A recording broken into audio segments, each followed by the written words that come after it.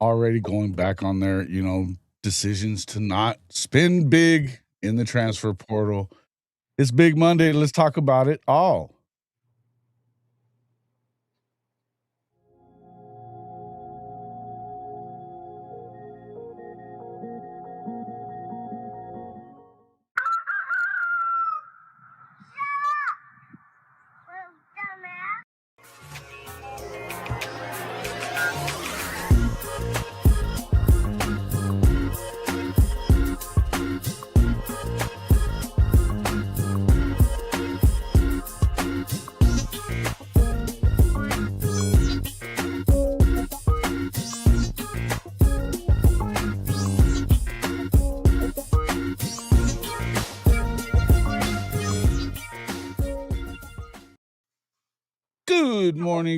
Good morning, and welcome back to Rise and Shine College Football's Big Monday.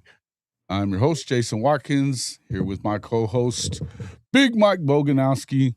And if you love college football, you know you're in the right place. Before you forget, smash that red subscriber button, like our videos, throw them horns down, and don't forget to ring the bell so you don't miss one moment of Hall of Fame college football. Big Dog, what's up, man? How we doing? Shit, I'm chilling, bro. Just chilling. Just chilling. Big, hey, man, lots of stuff going on in college football, obviously, today. Every day, man. It's, it's always big around here, but obviously we definitely going to get into talking a little bit about Texas. And then, they were crying foul a week ago about the NIL and transfer portal, and now they're, spinning big, getting Cam Coleman along with Hollywood Smothers, Raleek Brown, guys like that over the weekend. Also, there's been some conspiracy theories floating around out there, Bud Elliott's of the world, wondering whether or not maybe there's something amiss about the way that Indiana is dominating this college football playoff because of the talent discrepancy, among other things. I, of course, brought this up on Saturday night and have been getting my ass whipped for it like it was me that said it. But it's good. It's always good to talk. But that, and then finally, Dylan Raiola. Breaking news: Dylan Raiola to Oregon in the portal.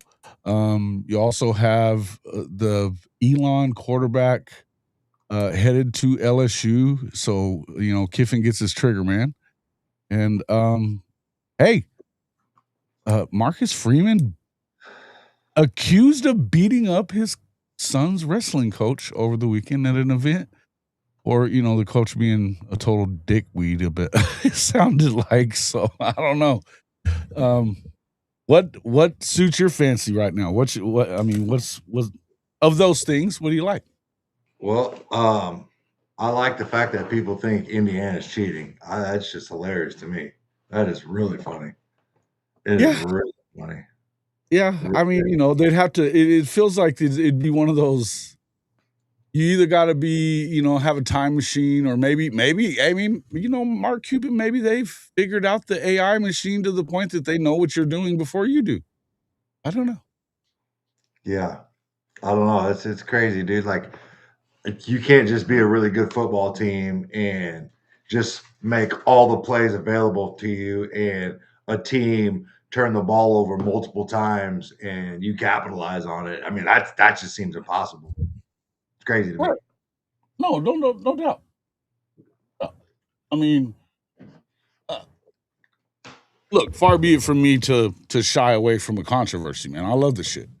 I mean, I don't get it. I don't like. What do they think they're doing? Do they think it's because I heard Teddy and Gabe talk about it.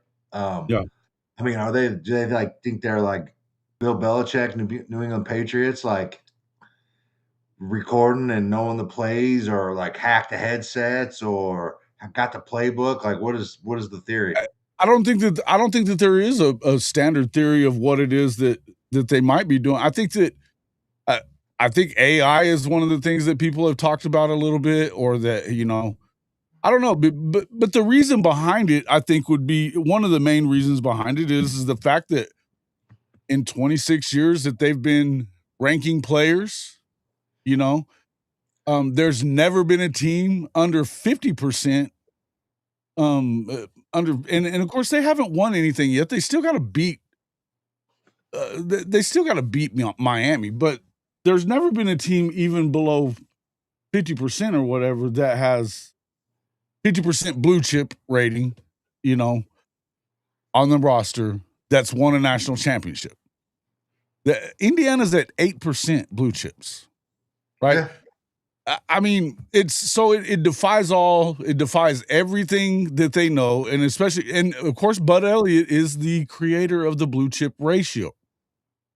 So I obviously there, you know, it has something to do with that. I would say, you know, that has a little something to do, right?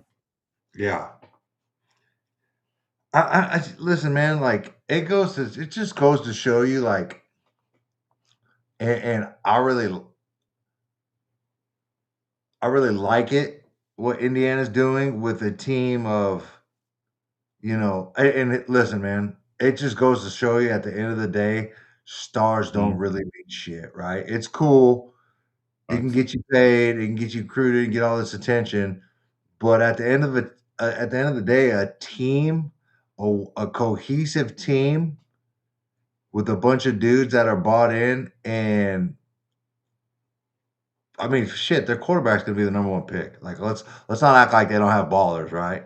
Let's not act like Yeah, I mean, those well, I think receivers there's need questions to about that though too. How act good like is he? their let's not act like their O-line aren't just punishing people and their No doubt, running backs are really good. It's called development. It's absolutely. called development and getting guys to fit your system and not just going after dudes that are, gonna be at your school for maybe a year or two and not get to play and transfer and just, getting 1-year dudes and Yeah, maybe the most you get out of a dude is 3 years. Like, all those dudes are 4 and 5-year guys out in Indiana, man, and they know how to play football. yeah, yeah. No, I So, hey, throw out all the conspiracy theories you want. I mean, I'm here for it. I love me a good conspiracy theory. We know this, but yeah. I just can't get down with this one. Listen, I'm with you, and I mean, look, I'm not. I'm by no means am I accusing them of anything. You know, I mean, I think we had that conversation the other night, and then, truth be told, you got to think. I agree with everything you just said. Uh, But again, all these things we've seen teams that are bought in before to everything that they do, the Saban way, all that other kind of stuff. And Saban will tell you himself, that you still got to have the guys. And now I'm not saying that they don't have dudes. I'm telling you that they don't have the level of talent that a lot of these other that any of the teams that they've played in this playoff or going all the way back to the Big Ten championship, it ain't the same. It ain't the same. But I think there is definitely something to be said for the level of experience that you have. You know, the level of experience is legit. It's real deal, right? So read this Cherokee content right here. But yeah, you're right. There's experiences you can't. Next one, first one right before that. Yeah. Okay, there are reports that Indiana's hacking into certain programs that allows them to see film and game plans from other teams. I think it's all BS. I did see that. I did see that yesterday. Um, look, Bud Elliott. Let me pull up some of his tweets. But you would, dude, you would think there would be evidence of that, and like they can track that if they're being hacked, Well, right? here's where you go conspiracy though, because if you think about it, you know Mark Cuban is the most famous Indiana alum. He is computer guru. I mean, he's made his millions, billions off of computer or technology trends and like not trends, uh, discoveries, or, what he's come up with, the things that they've done in software and that kind of stuff. Security is part of it. Look, if anybody's going to hack through that, or maybe he's at the forefront of AI, I don't know. But that's where that kind of comes in as well. But if you look at what is Bud Elliott, that man, people are just beating him to death right now. The more I see Bud Elliott, it takes more I'm convinced the dude's a fucking idiot. Oh man. Let me go to some of his original. Like somebody went on Twitter with this and just like it like spread like wildfire. Yeah, Bud Elliott from the Cover 3 pod. Yeah. So Bud Elliott. let me find some of the ones that, man, you're having to. I just put his name in, and now it's a bunch of Isn't Bud Elliott a NASCAR driver? no. Well, then we just lost PJ. We just lost PJ. Yep. Matt To the Zenas. portal? Yep, he's in the portal. Fuck. Okay. Heard Mizzou in Alabama was paying him big money. Alabama? Yeah, and Mizzou. Dude, I'm so over them. And that's weird that he left. I'm surprised that he was, I've heard a lot of that, talk about how he was always going to be that dude that was loyal to the soil, man. I mean, I don't know if I've ever heard that, but I mean, I can't like his production versus the seven-figure deals I'm hearing just does not line up to me. And if somebody's willing to pay that, yeah, good luck.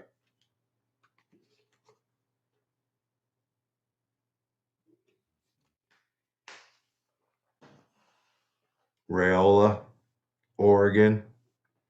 Rayola to Oregon. We were talking about that. I brought that up a minute ago, but dude, I can't even. That doesn't even make sense to me. Like you couldn't even dominate at Nebraska. Well, and the thing is, it's not like Will Stein's still going to be there. He's gone to Kentucky. And I don't think Dante's going to the draft. It doesn't sound like Dante Moore's leaving. George Stoyer said it was withdrawn. But that was 18 minutes ago from Matt Zenitz. He withdrew it. Maybe it was a play for money, I guess. Oh, come on, man.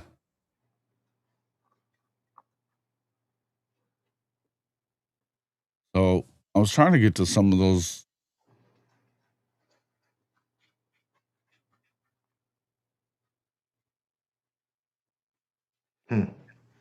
Yeah. So he's not. So it's not going to happen. Yeah, I guess 2 minutes. Oklahoma PJ Edwards entered the transfer portal for roughly 2 minutes this morning before it was withdrawn. I love it. That's the most ridiculous shit ever, bro. A 2-minute portal entry? Yeah. Oh my God. Attaboy. God, he pulled Nagy's card right there. Oh, you don't think I'm gonna get in the portal? Yeah, no shit, right? Hilarious.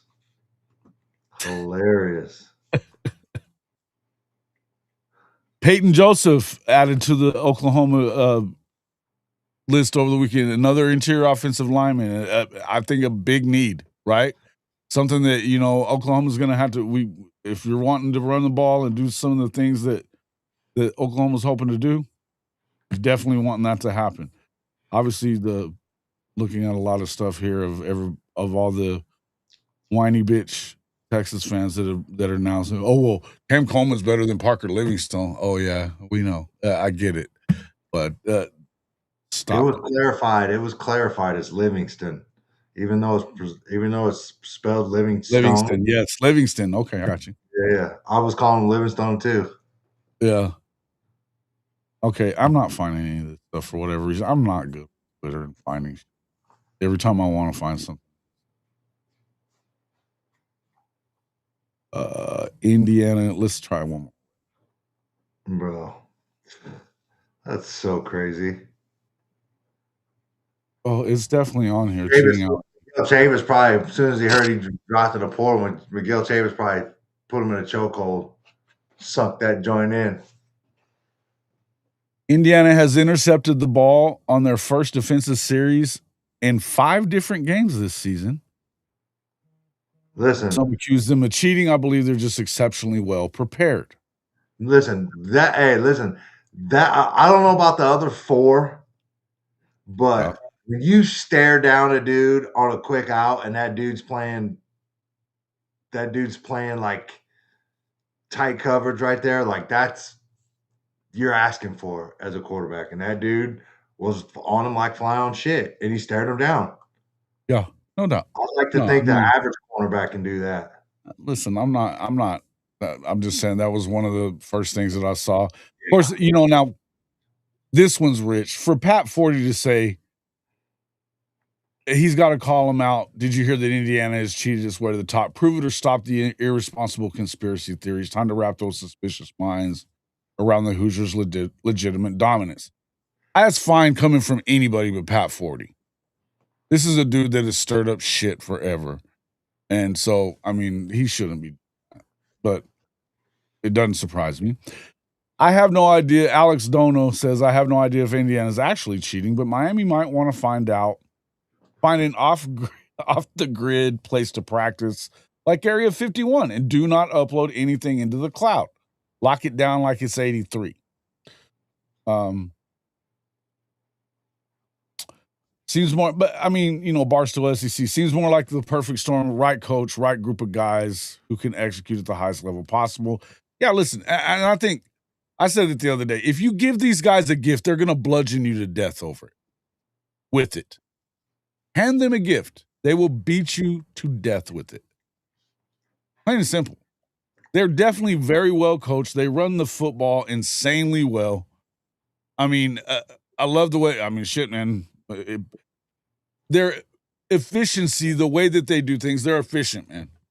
Look, Mendoza's had 5 incompletions in the 2 CFP games. 5. He's got 6 touchdown passes. The dude's the real deal. He may be a cornball, but it motherfucker can slang it. He's definitely a cornball. No doubt about it. Dude can really slang it. Yeah. Let's see. But okay, here's the other one. You've got Mendoza putting on some kind of lotion. Not saying it's cheating or anything, but all of a sudden he's putting this stickum shit kind of stuff, it looks like, on his hand to throw. Usually you don't put lotion on before you start playing. I'm saying that would be a little greasy.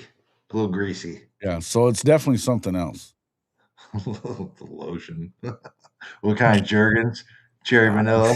Listen, I don't know what's going on, dude. I just don't know what's happening. But it's got people in a freaking tizzy. And I mean, they've been coming at me since I brought it up Saturday night.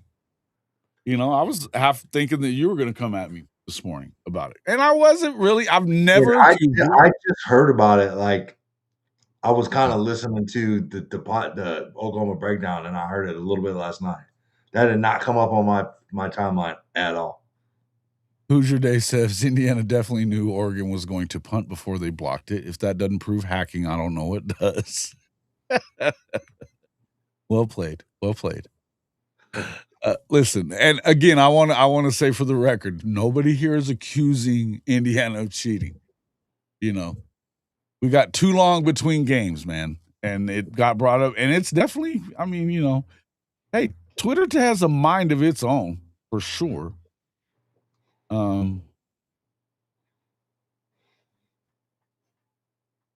Twitter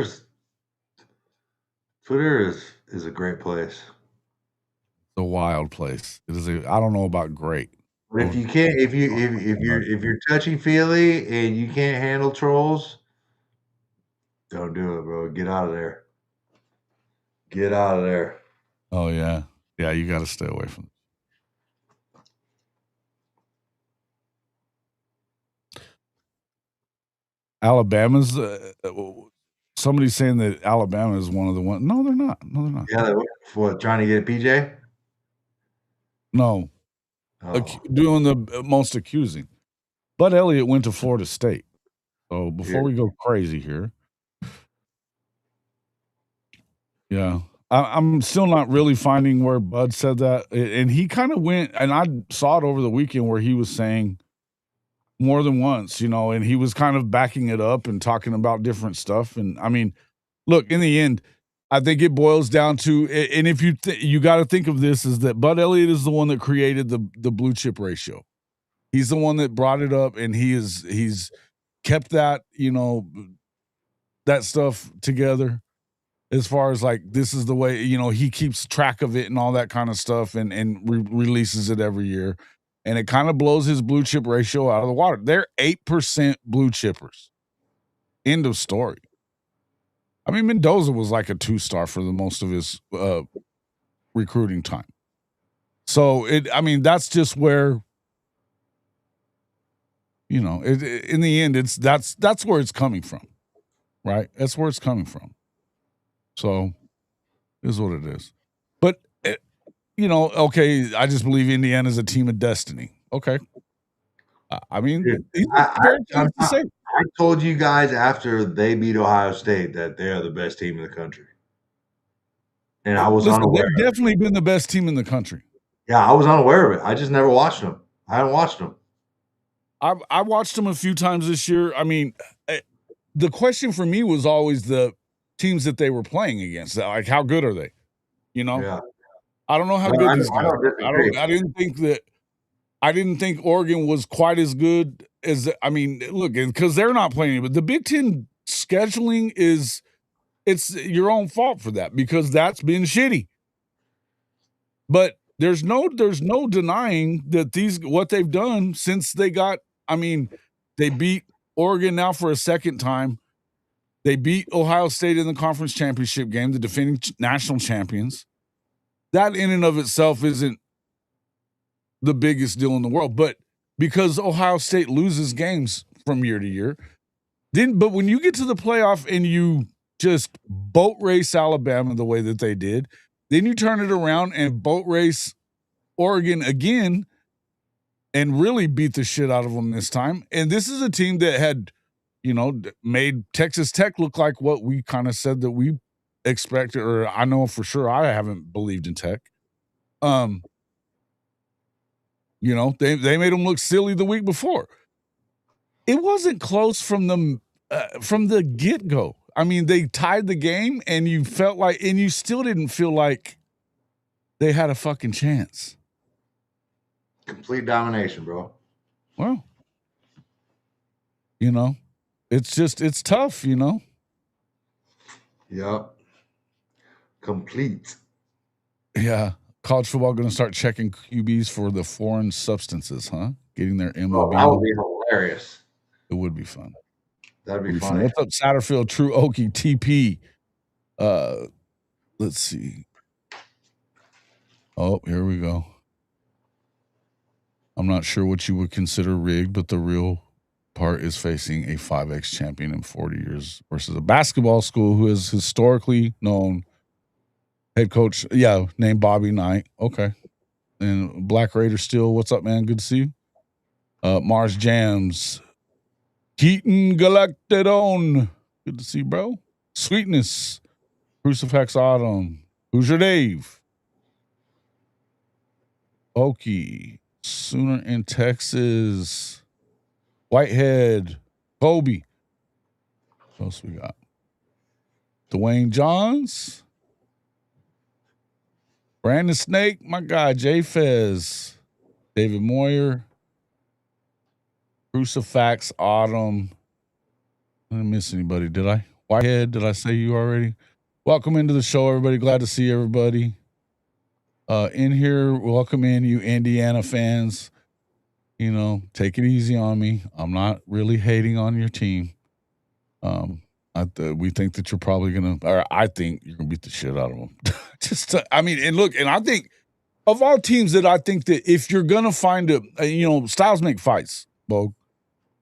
I think that the physicality with which Miami plays with their trenches definitely gives them a puncher's chance.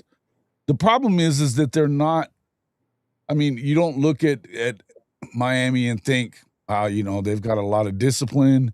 or they never make mistakes. And again, if you hand these guys a gift, they will beat you to death with it. Dude, a lot of teams will get you like that, bro. They fumbled, dude. Come on, man. A pick six right off the bat, play action or RPO off the running back elbow inside the 10. Like, come on, man. You're gonna have a hard time beating a lot of teams. Yeah, no doubt. What's up, Neilio? Boomer Halen? Bishop? Benji? Yeah, no doubt. I mean, look, we all know that the turnover battle is, and the discrepancy in turnovers and all that stuff is always going to play a big piece in any football game, right? Yeah.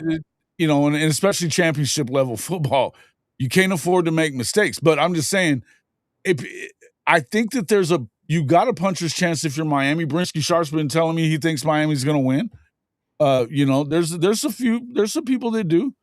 It wouldn't like overly surprise me, except that I just think that you have to not make mistakes. And I don't know that I believe that Miami is going to not make mistakes at all. I worry about Miami is they're a little banged up. Yeah. They got a couple dudes banged up in that last game. That was a physical game. And their level of depth. I mean, they don't have a ton of depth anyway that plays on the D line. Those guys play most of the game. I could see them running out of juice. I mean, I look at it like this: like O line, I give the edge to Indiana. Wow, like they got the better O line, right? D lines, they do. It depends on how healthy that Bain dude is from Miami. Ruben Bay's a bad son bitch. I'm interested in that matchup because I tend to think that Miami's D line is better than Indiana. So I would like to see the Indiana O line versus the Miami D line and see how that plays out. Like quarterback wise, I give the edge to Indiana, right?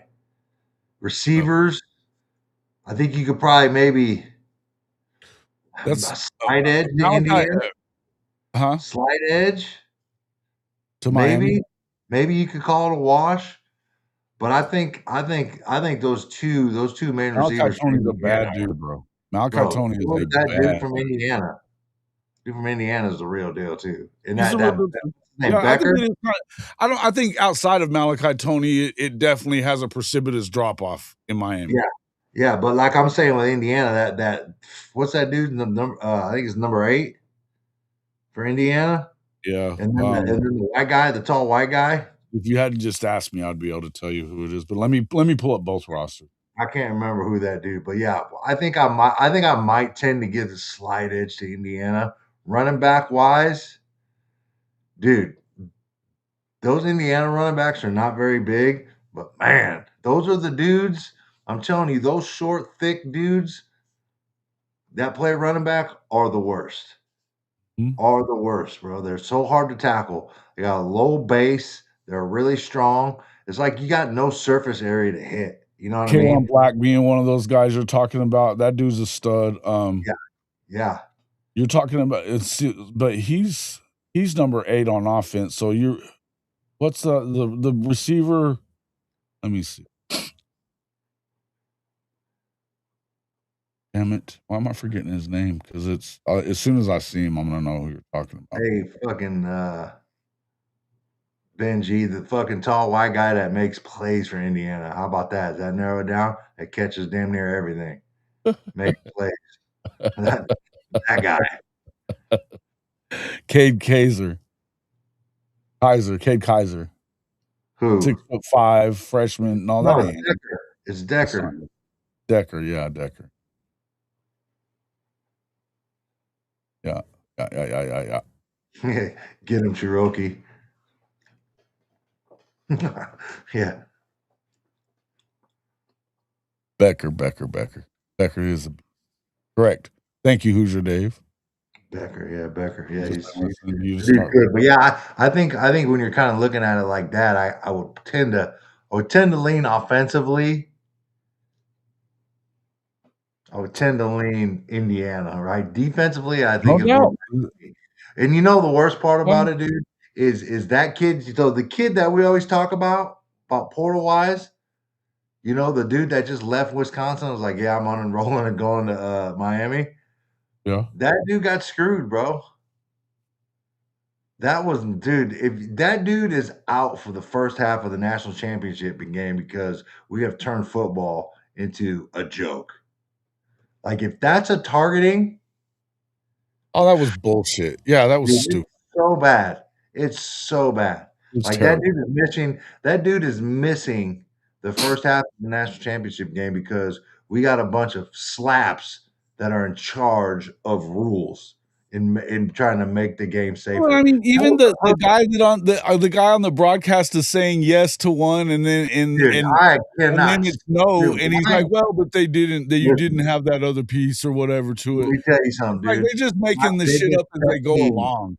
my biggest pet peeve is having a rules official on the broadcast team. For what? Does anybody enjoy listen to this dude talk A about the rules and all and he does is agree it's with not the like it officials? fucking he doesn't have any control over the shit. Yeah, but like he actually like thinks like it's they want you to believe that the rules are cut and dry. No, And it's farther it's far couldn't from be the truth. further from Far that, from the dude. truth. It Facts. couldn't be further from that, bro. It's these dudes like, oh, this was the call, and all that rules official does is just try to justify why they made the call, not be objective and say, yeah, it's the right call, the wrong call. But like, dude, Lamonier is the worst. Get that dude. I don't want to hear that dude Who is it? anymore. Bill Lamonier. Oh, yeah. Yeah, yeah, I yeah. don't want to hear that dude at all. Yeah, dude. He's like Corso to me, bro. It's time to put that dude out, man. Get him out of here. Let him just go sit around the crib. What's up, Hammer? Thanks for the super chat. It says, "What's Yeah, up, Jason? Big I Bo?" that's where I was going with that, dude. I give I give the Miami DBs the edge, right? And And I before we definitely go give too them crazy on the running game too and the offense, I think you have to give the offense at Indiana at least the edge there. I would already say did that. because of the quarterback situation, whatever. Yeah, But they run the football very, very well at Miami. They can turn it into we can booger you up. I think that the edge I don't know that the edges on either line goes to Indiana.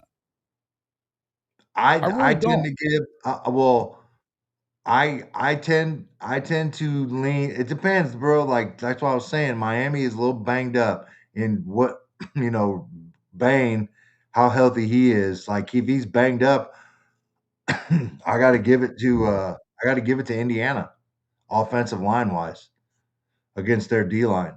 If they're not 100% up front on the Miami D line, I gotta lean towards Indiana. But like defensively, Yeah, I think I gotta go with Miami. I think they're really good defensively. I think they got ball hawks. They're out there banging. They'll hit your ass. yeah. Um, and I think it's And gonna we be a haven't great seen game. what does Mendoza do under pressure because we haven't seen him under real pressure much other than like they got after him a little bit in the Penn State game. He struggled. You know, they struggled against what Minnesota, I think, too. I don't know. I didn't watch the game, so I can't tell you what that was about. But consistent pressure, if you can get consistent pressure on him, how does that work? I think the first thing you have to do, though, is you got to shut down their run game. And that's the biggest question. Can you shut down that run game? I don't know because nobody else really does. And if it gets to, if you get him into that same mode where he can be efficient like he's been, Mike, I don't know how you beat him. Yeah. The coaching mismatch, Kurt versus Mario. Okay, that's fair. But except for Mario has not been outcoached all year this year. I mean, we all know about the kneeling and all that other shit over the last couple of years, and I get it. He's considered the worst game day coach in the country. Listen, he's in the national championship game. He's had some big wins in getting there. I mean, He's natty. what'd you say? I said he's in the natty. He's in the natty. He's in the Refs natty. should have been hot. Well, of course they have. PG out of bar. We thought that the check bounced, but it cleared today. What? Oh man, don't say things like that, Sooner Cowboys. Yes, he's playing chess while Sark and BV are playing Uno. Okay, NG. No, like here's the deal, right? Here's what I like about these two teams, right? Is they have an identity. They know who they are, and No they know doubt. what they want to do, and that's what I really Absolutely. like about it. And they want to run the ball. Both those teams want to run the ball. That's why it's a styles makes fights thing. I think that that's why I think they have a puncher's chance of doing it. What you can't afford to do is what we've seen them do in the past is, if you have a Carson Beck mistake game, which as long as they start off running the ball and they do run the ball, then he becomes more efficient too. Now he had that interception in the last game that allowed, and Ole Miss definitely stayed in it. And honestly, you just got Ole Miss ran out of time more than anything else. Let me, hey, But let me.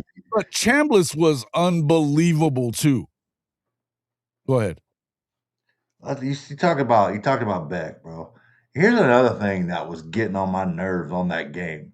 Like Yeah, they're like, why are they painting Carson Beck as like some dude just some and like chump. no, not some chump, but they're acting like this dude like Georgia kicked him out and he had a bad year and he was a scrub and like he's got a great redemption arc and a great redemption story.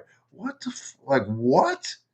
Well, there was Talking about? definitely a lot of. I mean, he caught a lot of shit in that last year. He wasn't as good as he was supposedly was the year, but he was definitely was. He came in as a first round draft pick, Heisman hopeful guy, and he had some interceptions. I mean, shit, they still won the SEC, and Okay. he got hurt, and he got banged up. I mean, shit, he was the last time we saw him, his shoulder was hanging. But they it was his elbow, but His elbow. Yeah, yeah, his elbow. they make it seem like this dude was just like got cast away by multiple schools and finally found the one and he's all the way back and it's like come on man stop being so that was the theme of this weekend man is like these announcers are just over Yeah, dramatic. well, Pat the thing McAfee, is that Pat, it definitely gets over dramatized yeah, more dude. than no doubt about that.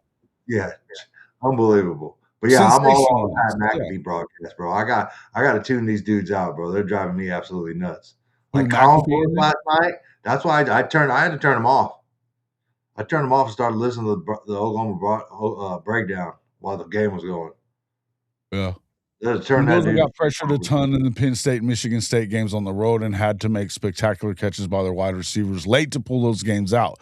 They've had a few tight ones, right? And I remember that as well. I mean, they're not now what we've seen since then, though. I mean, in the playoff especially, but for them to beat Ohio State, that was also a tight game. So it's not like it's look if they play like that. But what you can't have happen is make a bunch of mistakes if Carson Beck has a bad game and throws an interception, and they seem to look, they do very well with watching film. We know that much. So they're going to get your tendencies. They seem to do a really good job of keeping their guys fresh at Indiana. I believe that Indiana has the edge here. I don't know by how much. Right? I mean, I think that I could see Miami winning the game. Do I think they do? I don't. I think that the more I look at it, the more I think the way that Indiana plays, I think it's going to be tough for Miami to win. But I mean, shit. I think that it would definitely take a team like Miami to beat them, though. Really good defense, runs the football, has you have some spectacular. I mean, Malachi Tony. I don't know that there's anybody that can cover the guy. Breaking after all the awkward courtside video and speculation about what was going on with the Washington quarterback when Sam Levitt was at LSU. Turns out Lane Kiffin got his guy in Sam Levitt. He got him too just now. So he gets the guy from Elon, who was like one of the top portal guys. Maybe that guy ends up flipping now that he got Sam Levitt. That was awkward too. What a weird deal. Super awkward, bro. What a weird deal. Oh. Okay. I can tell you that Miami isn't one bit scared of Indiana like everybody on Twitter seems to be. I don't think so. I don't think. Why would they be scared? I don't think. I mean, I don't think anybody's scared. the U, Both dude. are The U isn't scared of anybody. What the fuck? They're both in a national championship game, bro. I'd Yeah, have a hard time they got there by being scared. They're at home too. That's the other thing that nobody's really talking about. This is a fucking home game. Now, is Indiana going to turn it into an Indiana home game though with their fans? They took over the Georgia Dome. Dude, they've taken over every venue they've been at. Huh? They've taken all of them over. Driving the prices up and shit. And like we've heard now, Hammer, I'm not saying anything crazy. I'm just asking. You Miami fans are known to not really show up. Will y'all be there? Are y'all going to make sure that that it's predominantly Canes fans? That stadium is going to be majority red. Listen, the Indiana folks have been waiting. They haven't had this kind of experience in a long time, and they're going to be in there. Whether they're breaking the bank, cashing some stocks. You know what I'm saying? They're going to be in there. They're going to be in there. No. Dick. Robo77, what do you have? Who you got winning wait. I think he's the one that has the model. Maybe not. Miami has the home field advantage. Do they have the home field advantage? Though that's the question. So are they going to do them? Are they going to do them like the Bucks when they played in their Super Bowl at home, where like it wasn't like they didn't have any Tampa Bay Buccaneers stuff up, and like got bleached of all that and was kind of neutral? Yeah, I don't know. Or are they going to like let Miami be in like? It's the it'll be more Orange Bowl-ish kind of stuff, CFP. It's not going to be. It's going to be just like the rest of the CFP. It'll be neutral between both of them. They'll have their stuff, but it's Hard Rock Stadium. It's in Miami. And Miami people can make sure that Indiana can't get all the tickets. Do they? I don't know. He said, I'll be there. I have sweet connections in the business school. Nice. What up with that? That's badass. Sweet connections. Bro. They do have some money in the Hoosier fan base. They do. Sweet connections. You know what I'm saying? Hey man, that's one way to go watch a fucking championship game in a fucking suite. That's what I'm talking about. Well, like that kind of sweet connections. I thought it meant like SWEET sweet. Nope. He spelled out sweet as in SUITE. There you go. That's badass. There you go. And that is sweet, dog. It is sweet. Sweet. Either way. Is it Miami used to playing at home with more opposing fans present? I thought that was the norm, Zofix says. Aha. Get it. That's why I brought it up. I attended our game down in Hard Rock in 2011, and that was one lousy ass fan base, tons of empty. It's the only way in Miami. Yeah, look, I mean, they've talked about it for a long time. They've been talking about they need an on-campus stadium for, if you're going to get people to go. It's a pretty good ways away, Yeah. Miami's got money. Build the fucking stadium. Hurry up. But Robert Cotton says, no, Richard, one of the 3 Mizzou fans that come to Sooner. No, see, and it's changed all your handle, but I remember, yeah. Anyway. Some booger sugar connections down in Miami. Got the nose candy, baby. Well, I bet it's a little dry down there with all the action over the Caribbean here lately. The price of the sugar went up. Listen, yeah, no shit. Good luck, man. You can get fucking shot down by an F-22 if you're trying to fucking bring that shit over. flying it or whatever, you're fucked, man. You fucking military jet on your ass next thing you know.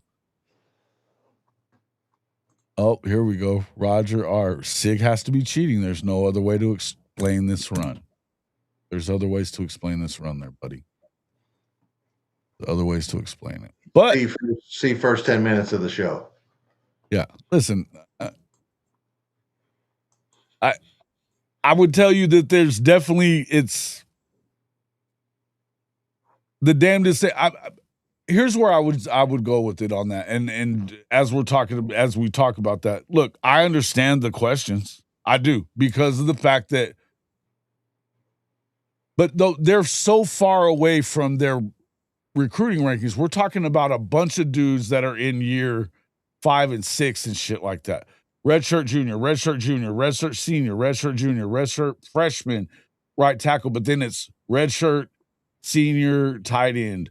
Quarterback's a redshirt junior. Roman Himby's a redshirt senior.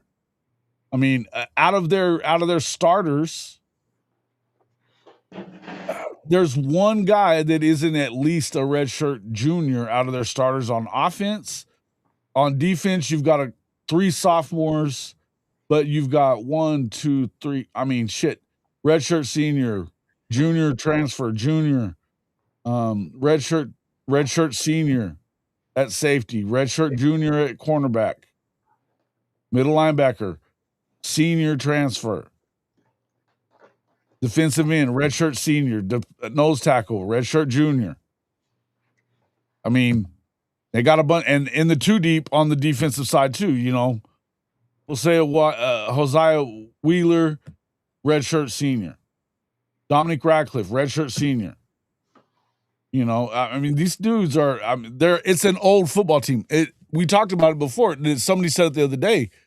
The Packers' average age on the Green Bay Packers, which is a playoff team in the NFL, is 25 years old. The average age of the Indiana Hoosiers is 23. They've got experience. Experience matters. Oh, talking about Michael Irvin. Boomer Halen said there'll be a ton of drug smugglers there. Oh shit. Coral Gables they don't want a stadium. They seem to like their remoteness from the city. Damn, that's funny. Okay. Sidelines will be jammed with Hall of Famers, no doubt. I don't know how I feel about that. Do you think that's a good thing for Miami or a bad thing? And come out of nowhere and do this, not at Indiana or at Mizzou. You can at Oklahoma, Ohio State, etc. Oh, so Rob, you're of the same belief that there's something else to it. You better start explaining. Remember when you came to Manhattan and we saw them get off their bus and I couldn't believe their size. Looked like the Raiders from the Steelers the Raiders or Steelers from the 70s. Yeah. As a Sooner fan, I cannot pull for Miami.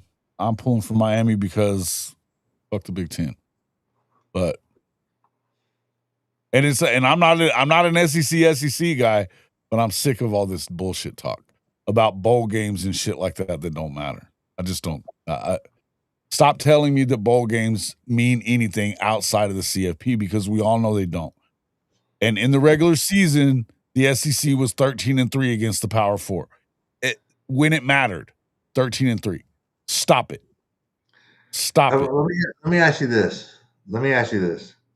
Did the Big Ten finesse us into going to a 9-game conference schedule? Yeah, oh yeah. Did they finesse us? Did they finesse the SEC? I don't know about finessing them. They goaded them into it. They basically gave them shit about it, like you didn't have a good enough schedule, which was already bullshit. Because playing the 8 games, the requirement has always been that you have to play a Power 4 program in the non-con as well. But what I'll also say is that if you look at what the strength of schedule is going to matter more. They had to get that. They had to get that concession before they went to the 9. This year, you don't. I mean, look. Here's the deal. What I'll tell you is that the Big Ten is going to have to change some of its scheduling stuff in the future, because when you add that 9th game, now the strength of schedule argument gets even stronger, because they're still sticking so far with that rule that you have to play out of conference. You got to play a Power 4 school. You must. But where I'm coming from is this way, right? Like we look at the SEC as a more well-rounded conference, right? No doubt. Got a lot better teams, right? And the Big Ten seems to be top heavy. So they are top heavy. While we're busting each other's ass, while the SEC is busting each other's ass week in and week out, the Big Ten, the top teams in the Big Ten are still cruising. And if you don't think that matters come December, when you started back in August, you're fooling yourself. Of course. And again, that's what I'm saying. But and I would still tell you that when you have the opt-outs of all sides, is particularly SEC guys and even Big Ten dudes. But like, that's the other thing. The Big Ten guys talking shit about bowls. Guys, you're playing a bunch of fucking G5 schools in a lot of these games, beating the Lobos and shit. And, come on, bro. Come on. Bro, hey, Central Michigan. Oklahoma plays both the Miners and the Lobos. I know, but not in a bowl game. I know, but I'm just saying they both come to Norman. Like, the SEC didn't play a bowl game against a G5 opponent, except for the CFP game that Ole Miss had with Tulane. But that's a CFP deal. But I mean, they love to. I think it's such a stupid fucking conversation, because we all know. I mean, look, bowl games don't matter anymore. I know that BYU, they make a thing about. I mean, and it's just like that. What I hate the most is, and I've wrote those 2 columns. I hadn't finished that third part of that yet. But talking about this revisionist history and we're going to sit here and act like the regular season didn't happen because of what happens in the postseason, whether it's the bowl game or it's the CFP or whatever. Don't tell me that Alabama doesn't belong because they got beat on by Indiana, when Oregon got turned around and got the shit beat out of them too by the same team. But this is and you got teams like BYU and Utah, of all people, that are sitting there saying that are leading the charge. Now, BYU, I agree, 11-1 should get you in. It should get you in. It doesn't mean that Alabama shouldn't be in. I mean, what it means to me is that the group of 5 schools have got to start qualifying by having the same qualifications as the Power 4. If you're not in that range of ranking wise, I don't want to hear that you're one of the top 5 one of the top 5 conference champions. Because there's only a Power 4. So no, we're not doing all that. It's got to change, because unless I'm fine if they're ranked in the top 12 or whatever, put them in. If they're not, they should not be in. They should not be in. But that's who you should be pissed at instead of fucking Bama.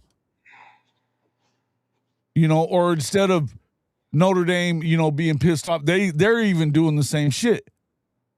But and then you're coming at Oklahoma because they got beat by Alabama in the playoff. Oklahoma was 10-2 against the toughest schedule that anybody in the playoffs played by a long shot. Dude, go ahead. What is that dude's name right there with all the uppercase and lowercase? And I don't know. It's actually hard to read. Anyway, the last dude that commented. Listen, man, like, here's my deal. Is I don't understand fandom of a conference. That blows my mind. I don't understand it either. No, it's not about fandom of a conference. I'm saying it's a bunch of stupid talk. Well, no, it's talk coming from people that are fans of their conference. I'm a Big Ten fan. I'm an SEC fan. So what does that mean? Like you like all the teams? You, Yeah, I don't really understand that either. But it doesn't and make I sense. don't think that it's I'll never not the get it. same among the blue blood types, man. I'll never get it. Yeah, no. I'll never get it. It doesn't make sense to me. You know what, the people chanting SEC are the fans of Well, let's not the like the Mizzous of the fucking act like world. the SEC has always just been this dominant conference because they haven't, No, I know they haven't. and it's To crazy, hear them tell it, they have, but they haven't. dude. I don't know. It's wild to me. That it doesn't make sense. I don't get it. Yeah, no, No. why we're so bothered by fans of other conferences saying they're better. Whatever, bro. It's Not bothered by it at all. not I bothered just by it. I'm not I bothered have by to it. No, understand. what I I'm have to bothered by is understand this narrative that what I don't like is you want to revisionist history stuff, and we're going to go back and negate everything that a team does in the regular season because they might get beat up in a conference in the CFP game especially, or because of a fucking bowl game, and acting like BYU winning the Pop-Tarts Bowl is proof positive that they should have gotten in over Alabama, or Utah beating a shitty Nebraska team is proof that they should have gotten in over Alabama. Get the Listen, fuck out of here. if you still think BYU should have got in over Miami, you're mistaken. And that guy, hey, what Miami doing right now is just goes to show you that the CFP committee doesn't know what they're looking at either. Yeah. Yeah. No, I agree. I mean, again, if you think that the Pop-Tart Bowl is the same thing as the CFP game, then you're mistaken. You're mistaken. And I get it that the Big 12 fans feel like they're disenfranchised. They are disenfranchised. They are. No doubt about it. ACC as well. It doesn't change the fact that the fact that they probably should have taken the 4-4-2-2 model deal last year, because just as we said, if you weren't in the playoff at 11-1 before the Texas Tech beat down in the conference championship game, how are you ever going to get two teams in? It's not going to happen. When you go to 16 teams, maybe, but it's not like it was going to max you out either. It's just, yeah. Yeah. I have a very, very strong history within my family, and for me following OU for the first 2 decades I've been alive, I'll always follow them to an extent, but my alma mater. But it's my alma mater and F everyone else. Yeah, listen, yes, of course. Same with me. You know, I've been a journalist for a long time. I can separate all that. I love the game enough that, most of what I'm going to be doing the next year, I'm not just going to be covering Oklahoma anymore. I'm going to be moving to more of a SEC, going to all SEC games and stuff. You're going to be an SEC conference fan? Is that what you were just about to say? Not a fan. I'm going to be freaking covering the game. You caught yourself. Covering the game. Covering the games of the week. But not a fan. That's hopefully as many of those will be Oklahoma game. I'll definitely be at the game for the Georgia game, stuff like that. Red River. Can't miss that one. But I mean, look. Is the Red River but I can separate my fandom out over, doing a job too, is the other thing. Go ahead. I was gonna say is what are we thinking of the Red River out in Texas right now? Like, are they? I think until we beat Texas, then I'm not picking us to beat Texas. You got to score a fucking touchdown too at some point. You're right. What do you think about Texas as a whole right now, via like what they're doing, losses and gains in the portal? I think it's kind of maybe did they get a better receiver than anybody they lost? Yeah. Yeah. How does it work out at Texas? I don't know. I think they downgraded that running back. And trust me, there wasn't anybody more happy to see And I that. like Daylan Smothers as much as the next guy, but I agree with you. No, I was nobody more happy to see that damn Trey Quintravian Wisner. fuck up out of Hi, there. Trey. Yeah, me too. I was super happy about that one. Good luck. Over was kicking our He was ass. kicking the shit out of Oklahoma. Yeah, for 2 years. I get it. Yeah, but yeah, man, I don't know. We'll see, man. We'll see. I don't know how much one receiver can change the course of your whole season or put you over the top. Still got to maintain. You still got to maintain in the trenches, bro. Still got to maintain. And we'll see. I'm interested to see how the defense ends up. You know, with Kwiatkowski leaving and Muschamp coming in. I think I Muschamp. I still think Sark might be out of for the NFL. I ain't gonna lie to you. I don't know what's going to happen on that. I'm not going to make that. It doesn't feel like he's leaving to me. I guess I understand what when you say that, I understand what you're saying. But Colby, does it mean Jason's not going to be biased towards Texas? Yeah, fuck Texas. You already know. But I listen. I used to cover Texas as a reporter and put that shit aside. I mean, if it's I can analyze a game and do stuff like that. I mean, look, man, I'm just going and I want to experience all of that stuff. So it's gonna be good stuff. I like good football. That's all.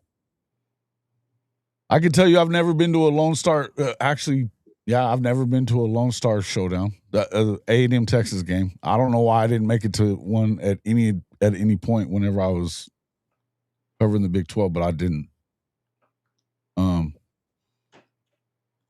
That would be dope.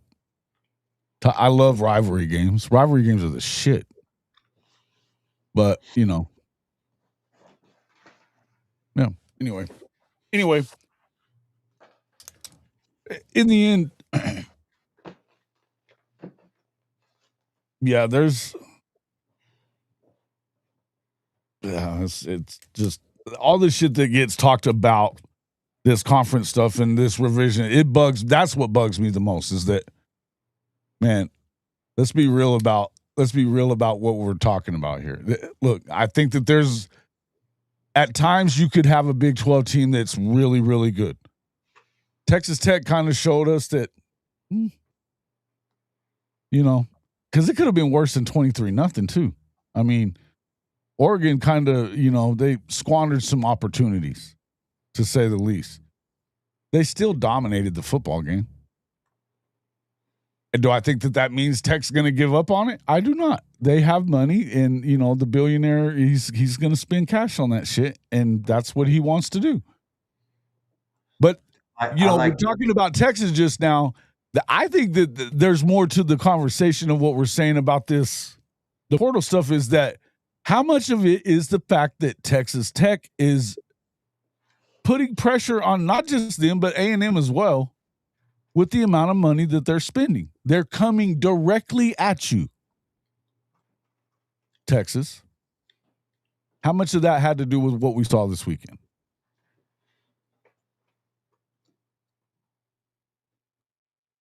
Think Heineke gets boned by the NCAA?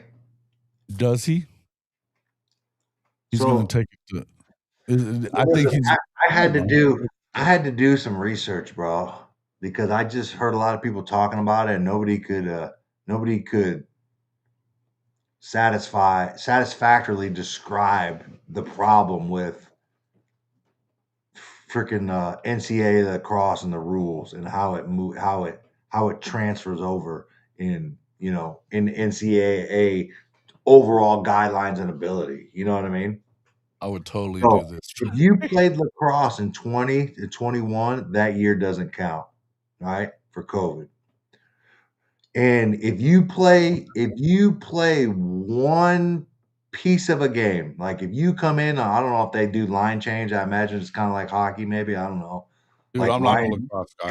If you line change and you play in a game, that's a season. You don't get games. One game? It's not like a 4-game deal. Nope. And then he only made one appearance that I know of in like. Well, that's what started it. Some people were saying 4 games, some people were saying 3. I was hearing all kinds of shit, right? So I was trying to answer these questions for myself because nobody could, right? But yeah, if you appear in 1 game, that's a year, right? And you get 5 years in college lacrosse to exhaust your eligibility. You get 5 years. So the question I want to know is what year. I got to look up when did he play. That's why I would tell you that I don't understand why you have to go by. Why is your eligibility? There's big differences in the way that you redshirt in college football.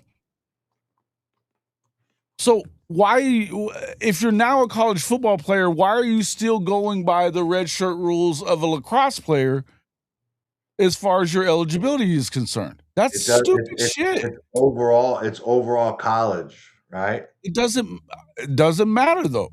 Yes, it does. Yes, it does. Hold on. Let me finish. Let me finish what I'm saying. If we're gonna, you can't judge lacrosse versus football in the same way. You cannot. Unless it's the same rules. If it's 4 games or 4 appearances or whatever, that's not a whole damn season. And lacrosse, the other thing is, man, they play a lot more lacrosse games than they play football games. So here's the problem. Is Heineke was on the Ohio State men's lacrosse roster in 2022. Okay. So that's a year. Okay, 1 year. That's a year of eligibility exhausted. But why? Listen, Jason, you're eligible. You cannot. Why? Why are you snapping at me? I'm asking you a question. Why? No, I'm saying so you can't play 4 years of lacrosse and then like, oh, I'm going to play football now and have another 4. I didn't say another 4. I'm saying that look, he's asking for another year. He's not asking for 4 years. I know that. But okay, so you can't play 1 year of college lacrosse and then play 4 years of football in college. You get 4 years of eligibility across all sports. But do you? Theoretically. I was fixing to say, don't act like this is a theoretically you're supposed to get 4 years of college. Come on, bro. Who's the guy down in where was he at this year? He's a 10-year dude. He's been around for 10 fucking years. But like, okay, all the bullshit nonsense aside, the rules say you get 4 years of college eligibility in a 5-year period too. Yeah. No, that's not true. That's not true for college athletics as a whole. Okay. In college football, obviously, but they want to go to that model. But they in lacrosse, go to 4 and 6, 4 and 6, or 5 and 6. Yeah. In lacrosse, it is. In lacrosse, it's a 5-year thing. You get 4 years. You get 5 years to exhaust 4 years of eligibility. So okay. I did my research, man, and fired for how stupid it is. I'm trying to figure out like he doesn't have any stats. Signed in November of 2020. Yeah, man. I don't know. It's weird. That's my problem is I can't find any stats or like what years that he played. You know what I mean? All I see is him on the 2022 roster.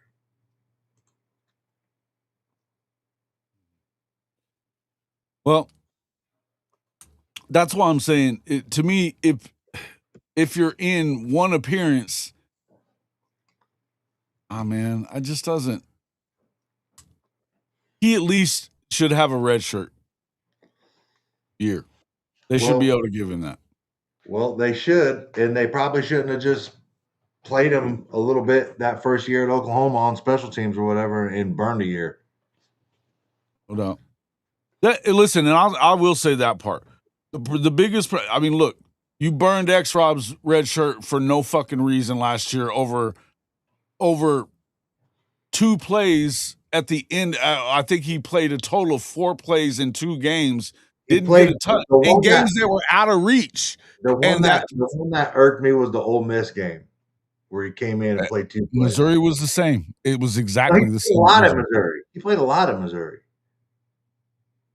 Missouri, he played a lot. He pretty much dominated. There was definitely 2 games where he had a total of 4 fucking snaps. Yeah, it wasn't Missouri. I know that because he was toting the rock against Missouri. Trust me. Oh, you're right. I was really pissed off they didn't just keep feeding him the ball because he was crushing them. No shit. Well, it was Texas. I'm pretty sure it was Texas and Ole Miss. Yeah, you're right. It was Texas. And I don't even know he played against Texas. No snaps. I mean, he had 2 snaps. Nothing else. The Ole Miss ones were the last 2 snaps of the game. Niels. Why the fuck is he in there for that? You could have put anybody in there. Anybody. So this is what's crazy right here, right? So I'm on Wikipedia right now, right? It says after 1 season of playing lacrosse at Ohio State, Heineke transferred back to University of Oklahoma as a preferred walk-on to play football. After redshirting in 2022, right? So he redshirted football in 2022. So that infers that he played 2021 lacrosse at Ohio. And the amendment to the that's what I'm saying. So in that lacrosse amendment that I read about 2021, he should get that year back because it shouldn't even count it.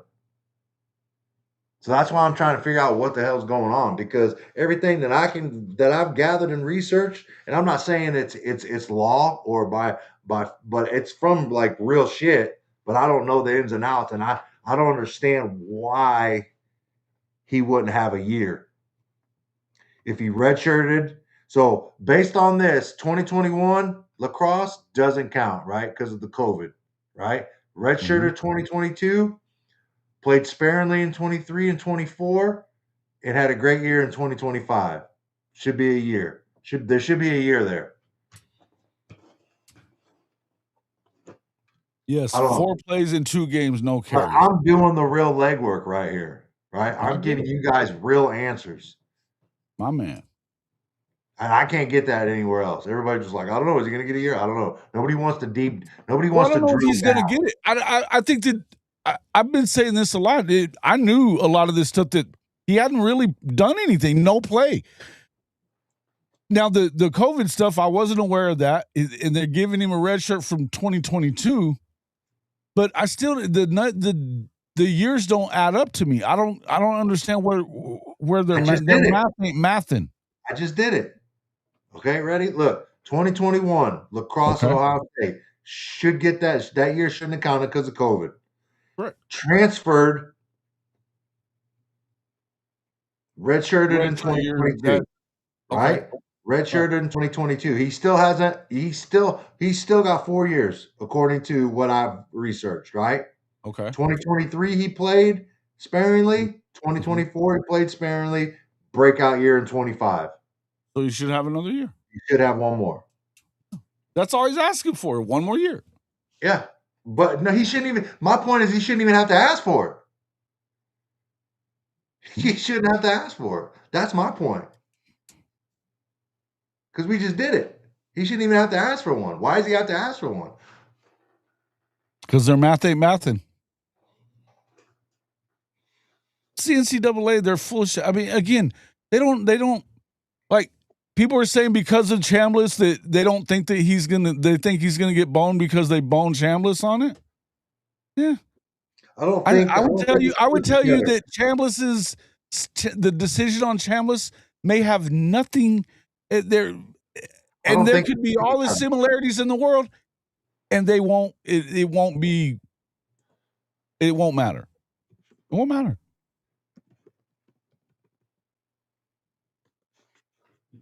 Just saying. Go ahead. What were you about to say? I said I don't think it's cookie cutter. No, it isn't. No, there's no rhyme or reason to any of it, Bo. There's no rhyme or reason. Trinidad was at Ferris State from 2021 to 2024. Right. Right. No, and he doesn't. Well, see, there you go. And but I don't know how many. I I got to figure out how many years. 21 is a COVID year. Well, but I don't know that. Yeah, that 21, rule. 22, 23, and 24. Then he got this year, but he was trying to get a medical year for that tonsillitis shit. They just weren't buying it. Well, that's what I'm trying to figure. Like how many? Trying to figure out. So 2021, he redshirted, right? 2022, he did not play. Okay. 2023, he played. 2024, he played. They won Natties. So, I know that, but I'm saying he played in 8 games in 2023.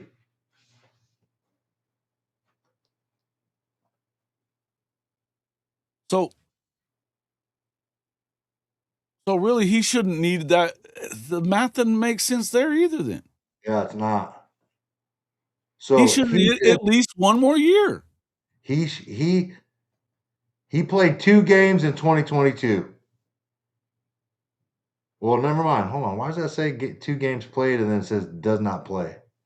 Did not play. Well, 2 games in college football, though, you get 4 games against Yeah, your. I know that, but I'm saying that leads me to believe this shit on Wikipedia might fucking not be the best. Because it says he played 2 games in 2022, and in like the stats it said did not play. Well, they don't have to count. I guess they don't really have to count it. Yeah. You count it. You count it if you play 4 games because now it all matters. Like I said, the X-Rod playing 4 games that year, it was stupid, but because 2 of those games were the 2 of those appearances were at the end of a game, not getting a carry, not getting a touch or anything, just being. I mean, the Ole Miss thing, it was like they were kneeling on the ball. We're running the clock out anyway. So yeah.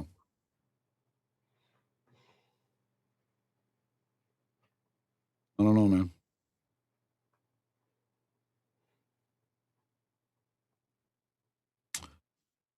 Yeah, I could have come up with any. I mean, you could have went on mental health or something, Elio. You're right. I think it was just, but it doesn't. But the thing is like there's the time doesn't add up according to what we're seeing. Yeah, I got to do some more. We'll have to look at it. In any event, what I'll say is though, whatever happened with Chambliss doesn't necessarily have any bearing on on on our guy. It just you just never know.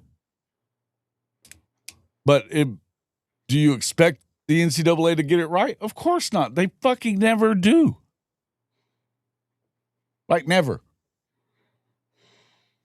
Well, you know what's crazy to me? I'm gonna bring this up before I get out of here. That cat I think would he just go to Washington State? Mm-hmm. Dude was like in camp with the Chargers or some crazy stuff. It's like some foreign dude from New Zealand or whatever. I don't even. Yeah, the basketball player that was in playing summer league and shit, and he's at Baylor now. That's weird. I again, there's no rhyme or reason. I'm not going to compare basketball. I'm not going to compare basketball to football. I'm just saying, no matter what, if you're talking about that, that's why I'm talking about that cat at Washington, right? Like, yeah, I don't know the full story on that either, but none of it surprises me. Yeah, craziness, man. It's just crazy stuff, man.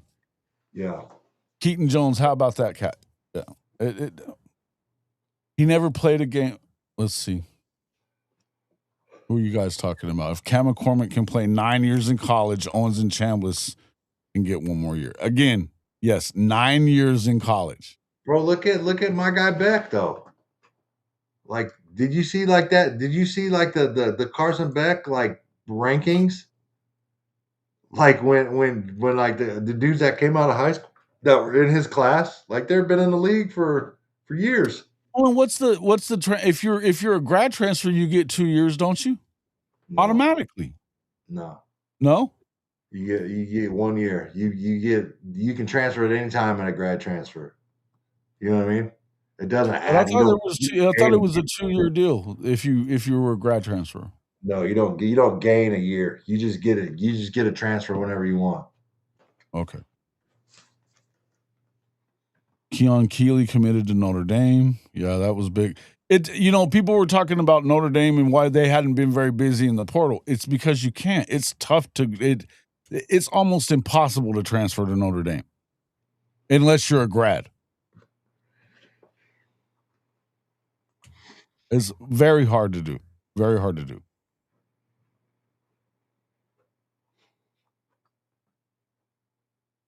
Mm. Home to Mizzou. I can ever be. Never mind. Look,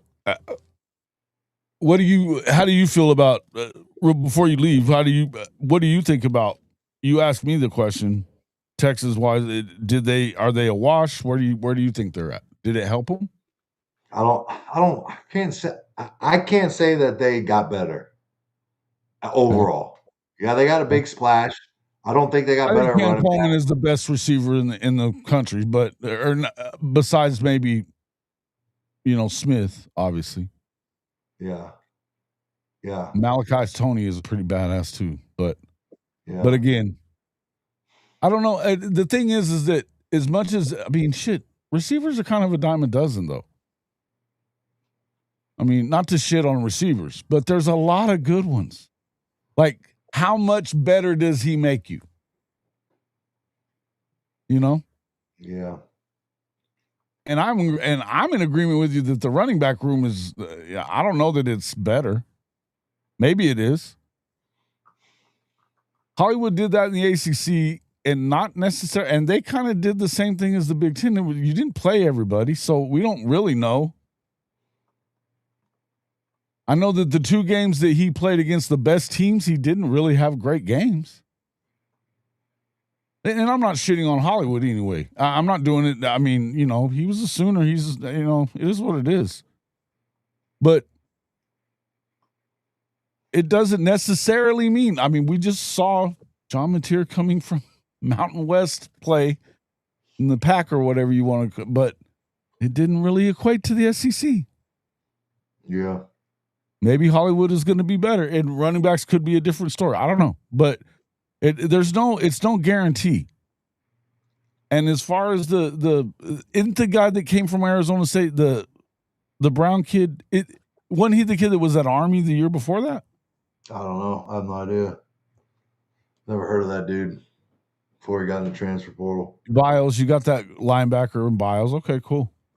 And listen, I'm going to tell you that I don't know what the PK thing. I think that they've been carrying the defense has been carrying Sark's ass anyways. But I would tell you that I think that overall, yeah. Listen, they're probably upgraded on the defensive side as far as the coordinator's concerned.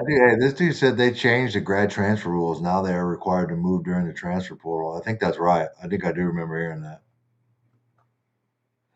Oh yeah, that they can't just They can't go whenever. Brown came from USC. Okay. Texas needs multiple O linemen. Then I will say they are better offensively. I don't think they will be better defensively. I think they will take a step back there. And well, Muschamp does things differently than what PK does them for sure. I think they're going to it's going to be different, but and maybe it takes some time to flip it is what you're saying, Unc. Okay. I definitely think that their line situation is tough. Go ahead. I got to roll, bro. I'll let y'all. Y'all be good. Appreciate you coming in, my guy. Peace. I don't have a different scene, so you're just going to have to pop and I'm going to get you out of here. All right. We'll do this. Do this here. I'll just talk with y'all. I got to fix the scene. What do you guys think of the scenes? Does this look pretty good?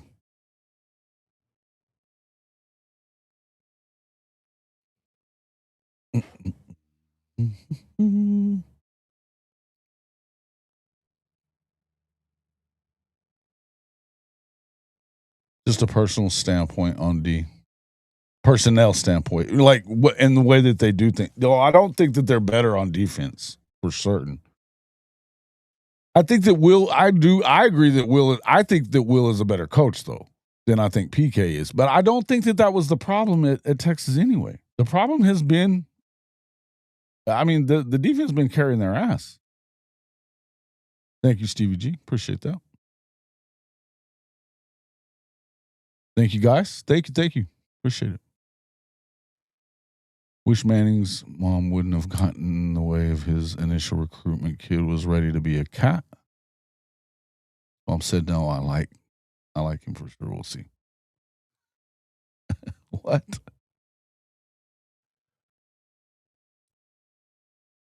Hey, bro, you can't come in here talking that way really? Did y'all get this clown out of here? The Carter 91 dude? Please do, if not.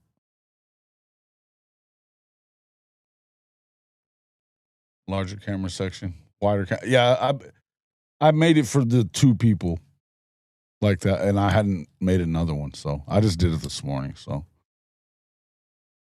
I don't think he's ended up anywhere yet, has he? I think they were talking about SC, but I haven't seen him. Yet. But yeah, I'll have a solo version of this and where it'll be, you see all my background and stuff, because there's an investment in the background and I'm not showing shit. So yeah, I don't know what's going to end up happening though with PK. It sounded like it was a done deal, and then when you heard Dance on Lynn leave immediately after that, you would have figured that was going to go down. I don't know if it's because of maybe USC isn't down with that, in view of the fact that PK has some kind of there was a between him and what's his name? Shit. And why am I forgetting the former DC that they fired? And the Oklahoma never should have had. Speed D. They're connected from Washington State days, from what I know. And I don't know, man. I don't know.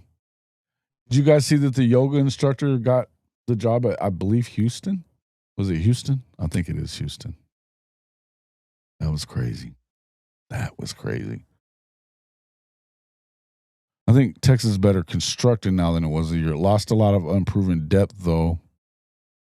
But there are no more deep teams in today's. Oh, I disagree with that. Defensively speaking, Oklahoma's as deep as anybody. And they keep adding more depth. So I think it's tough to have depth in certain positions without a doubt. But it just depends on how you're building your program. I think that it's a problem that their offensive what happened to the pancake factory at Texas and all that shit, and how great they went from being unbelievably good to all of a sudden they just stopped getting them. Sark was pounding his chest about what he had to do for the offensive line and stuff like that. What's going on with them there? I think they're messing that up.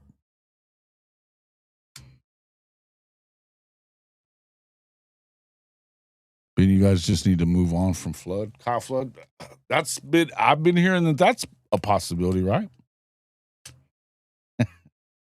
You guys are crazy, man. You guys are crazy.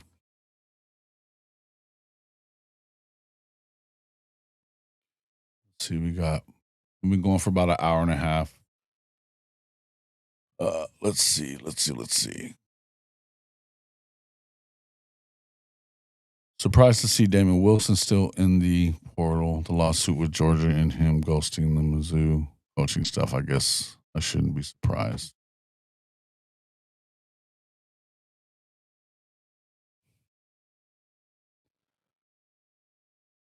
What the hell are y'all talking about? Yeah. Oh, Tybo, Benny Wiley. Tybo Benny.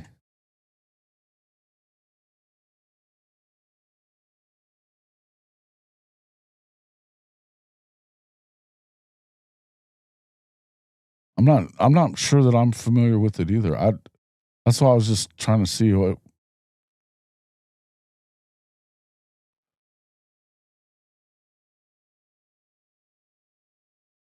Greetings to Benji, the #1 closet Sooner fan.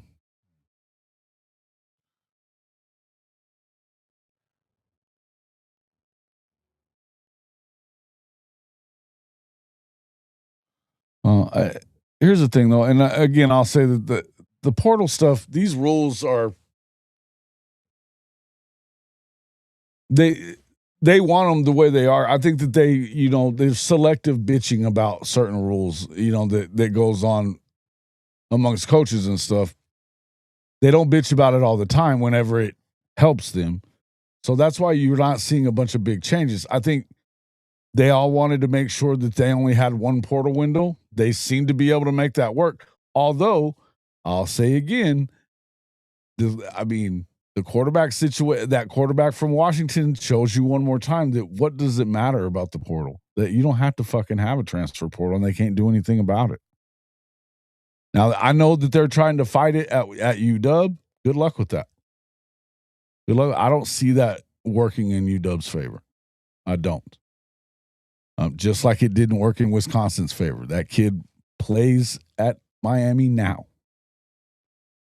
And they said no to all that shit. So, I don't know.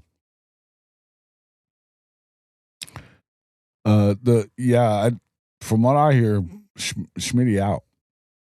Okie, true Okie. What do I think of the rumor with PJ? He was in the portal. I don't know that it's a rumor. He was in the portal and right out of it, according to what George Stoya was saying.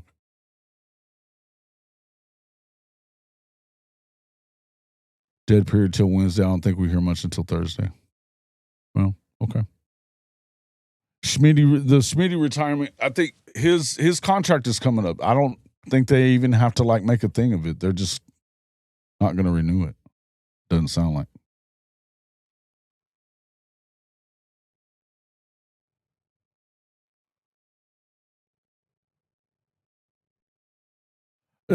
I don't know. Is he not? I didn't know that had changed. I didn't know that had changed. Now that, and you know what? Does it surprise me? No, because again, Sam Levitt now getting that. If it was LSU that was making this is Kiffin being he's doing his shopping spree thing, acting like he didn't get his way at Ole Miss, but he's just playing like kid in the candy store kind of shit right now. Yeah, I would. Again, you're right, TP. I'm with you on that. Georgia Wilson are disputing the contract about him leaving sooner than his contract stated, like $300K in damages, I believe. Oh, yeah. Good luck with that.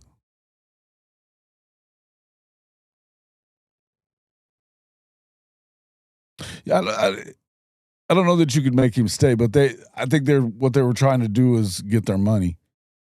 And the thing is when you sign the kid, then you're done trying to go and get somebody else in the portal, right?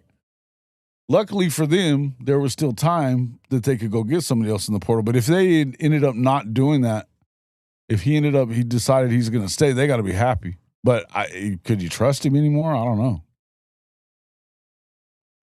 Yeah, I remember what you're talking about now too, guys.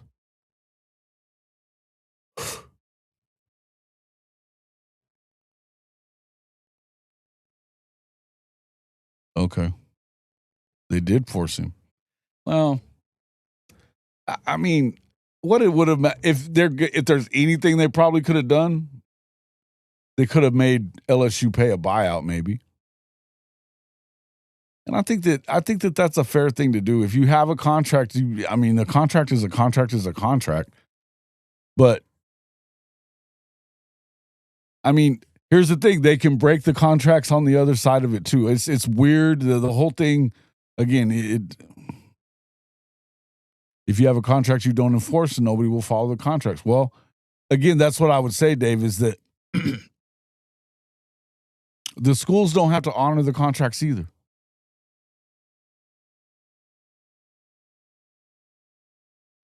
Smothers enrolled at Bama but never signed his agreement. Okay. So that was a flip. Did he get his money? Something tells me he got some cash out of that deal. But, I mean, whatever. Again, I don't know that you we'll see how it does. Wish him all the best except for against us.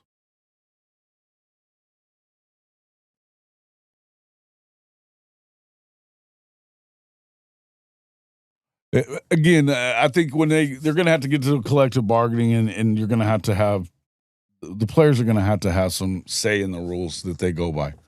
Until that, it's going to be the Wild West, man. It's going to be the Wild West. I think that there's definitely a side that both of them screw it off a lot. I mean, you know what I mean? There's a lot of stuff that goes on that isn't really cool. In the end, you know, you're going to have to. They're going to have to be collective bargaining if you want it to really make any kind of lasting changes.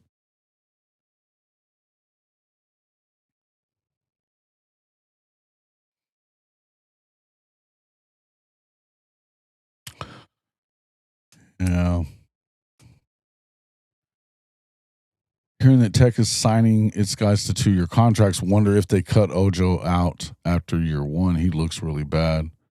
Has all the measurables, but stays on skates. Well, I mean, but it's tough to.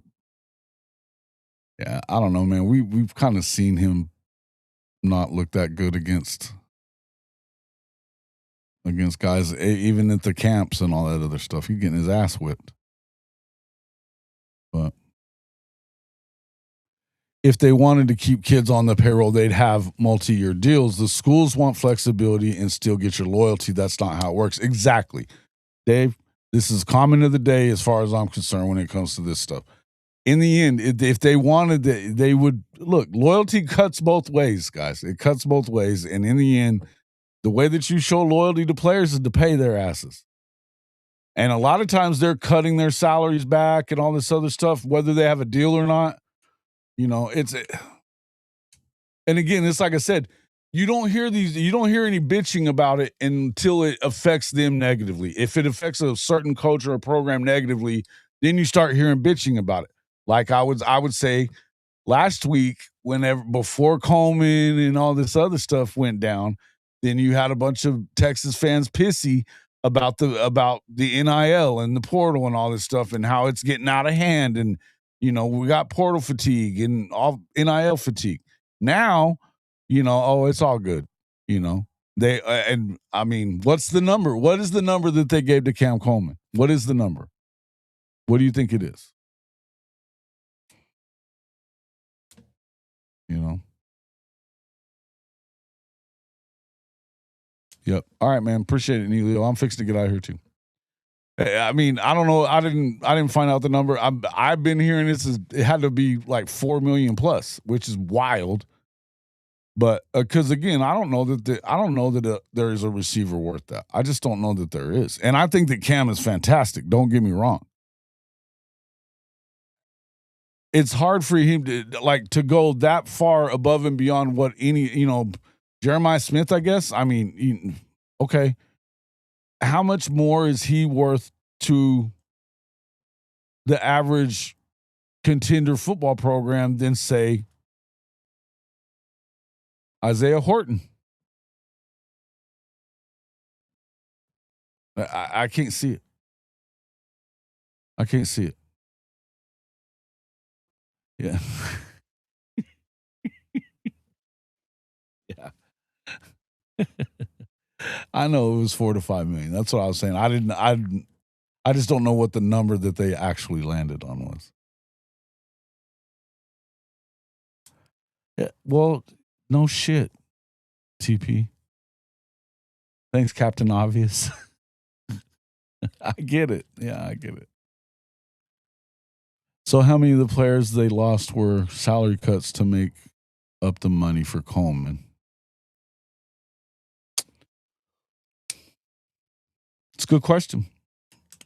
If they do really have NIL fatigue, I don't know how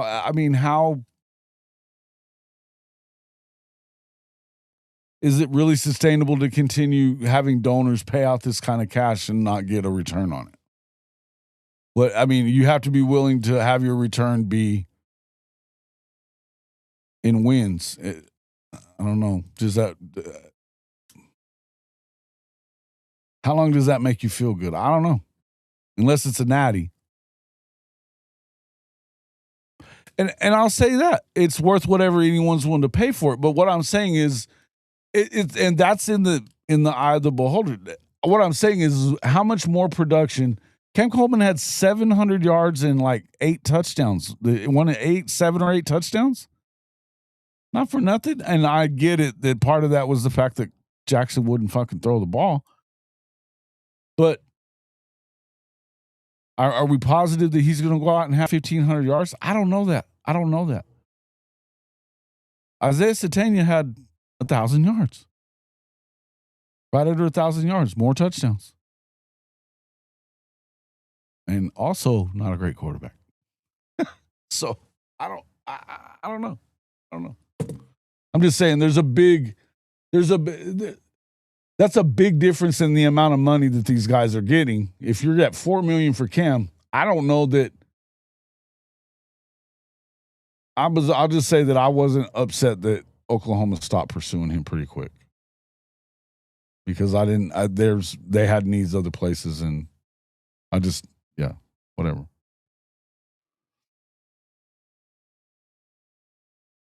Okay.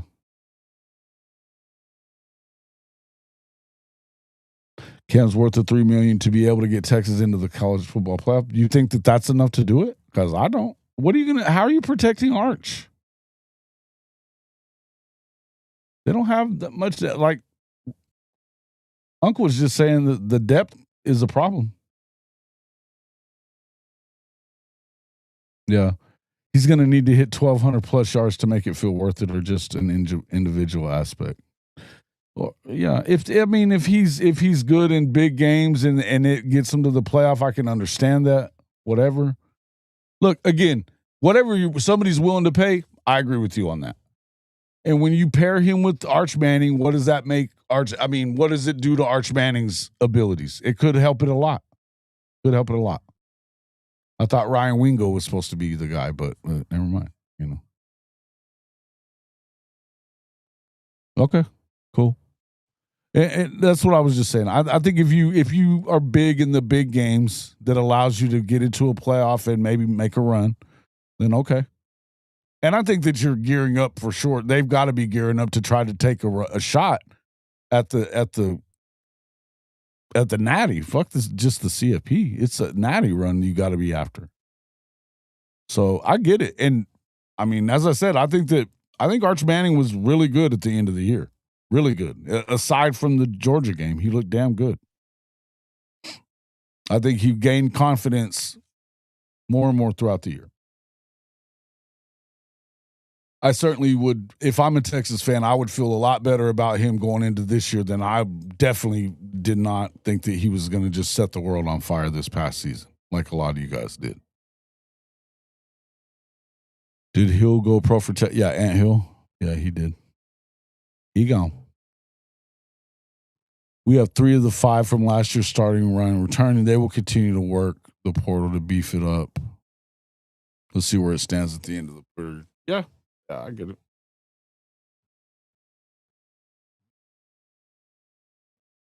What's going on there? Why is it so hard to? I just don't understand why it's been so hard for them to like. Why did they not stick with their Pancake Factory thing or how they were working that out? That worked really well. And all of a sudden they just stopped doing it. I don't get it.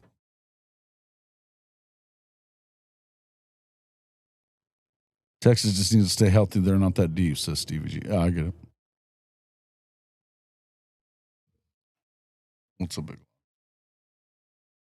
Liberty Bibberty? What up, man?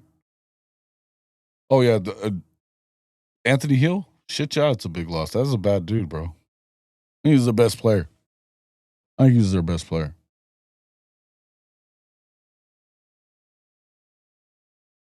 Well, he better for what this costs you. Shit.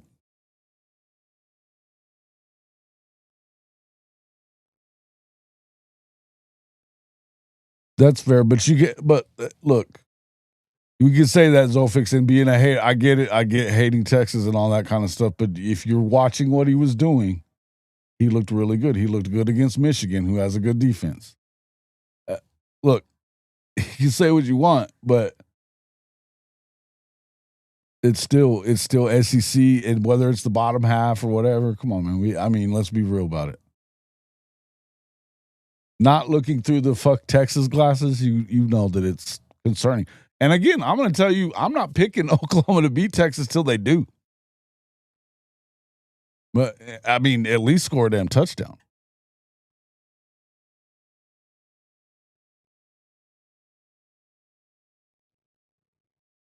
See, there you go, Keaton. What I'll say to that, though, again, is that one had a constantly improving Arch Manning playing quarterback, and one had Jackson Arnold, who was not constantly improving.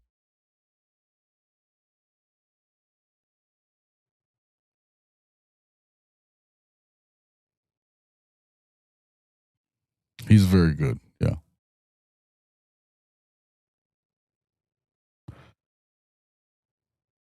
Yeah, but so Flood just wasn't doing a good job with the recruiting stuff, or what?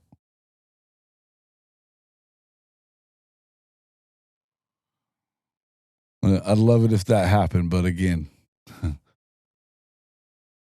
I'm not overly. I can't be overly enthused about the Cotton Bowl right now because shit, I've been in that bastard the last 2 years watching that debacle. Ugh.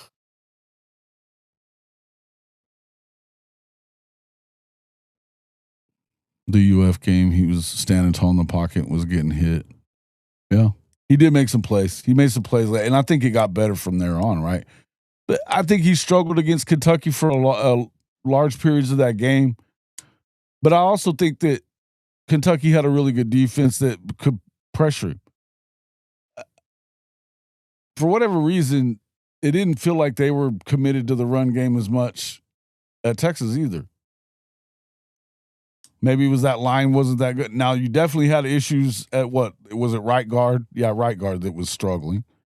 There was some tough issues there. But again, and then the fact that he was a first year guy, and I think it took time for him to get his feet underneath him. It is what it is. Bunch of new receivers.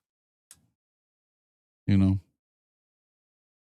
I don't know. But I think, look, where do I think they are as far as are they on a net positive here on the guys they lost? No, not all the way. But it didn't hurt anything. What they did this weekend and the guys that they got running. Do I think the running backs are better than the ones that left? Probably not, but not overall anyway. But then again, and you just lost Christian, what's his name too, because of the Smothers ad, right? Christian, I was just looking at that earlier.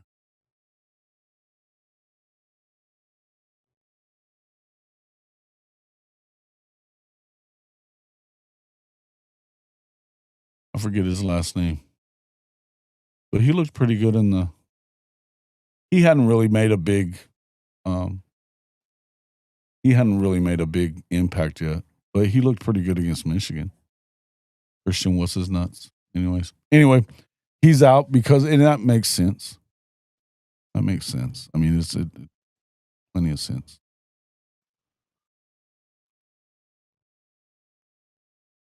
If he looks good against Georgia, then sure, I'd buy it, but I'm not high on any of the teams Texas played after that. Oh.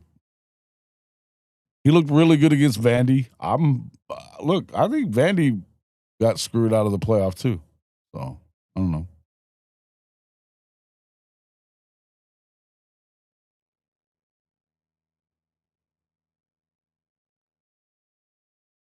Yeah, I don't like him.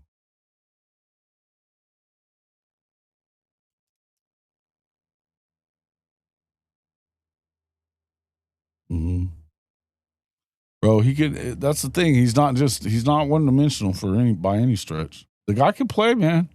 He's a fucking Manning. Let's not get it twisted and forget that he is a Manning. They kind of know what they're doing. Oh, here we go. His granddaddy was a bum. His uncles was bums. He a bum. Attaboy, TP.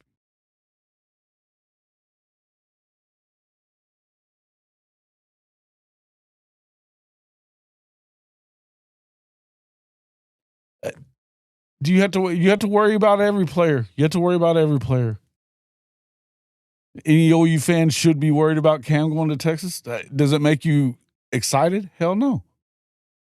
But it's not like Oklahoma's never played him before. It is what it is. He's a good player, but you know, it is what it is.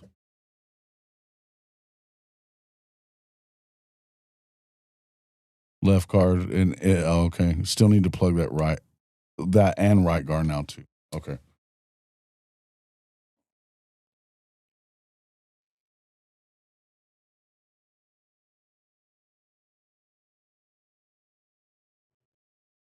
Mm-hmm. I think him going to UNLV, maybe that's good for him. I don't know that it's help. I don't know. Maybe. I think Dan Mullen, he should be able to help. If he's fixable, Dan Mullen should be able to do it. I don't know that he's fixable at this point. Now, the level of competition definitely goes down in the Mountain West Conference. So it could help him. Certainly can't hurt him. And if they're giving him money, I mean, at this point, you got to ride it out and see how it goes. He's a 5-star though. Chances are, if he can just play the next 2 years pretty well, he's going to get a shot in the NFL too. He was a 5-star. They get shots. Even guys that move around a lot, they get shots.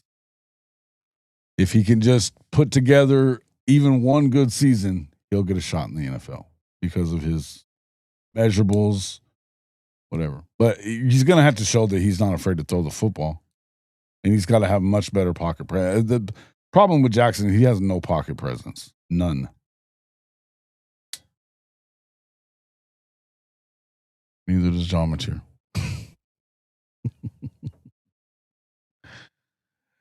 Michigan's defensive coaching staff was in open revolt during the bowl game. Never seen that before. Yeah. Yeah. Yeah, they knew that they were on their way out, right? They knew they were on their way out.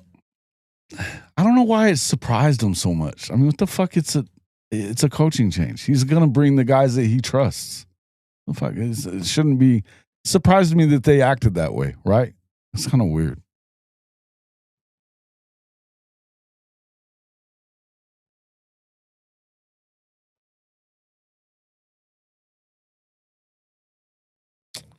The quarterbacks were definitely left a lot to be desired, except for Chambliss, yeah, for sure, Chambliss.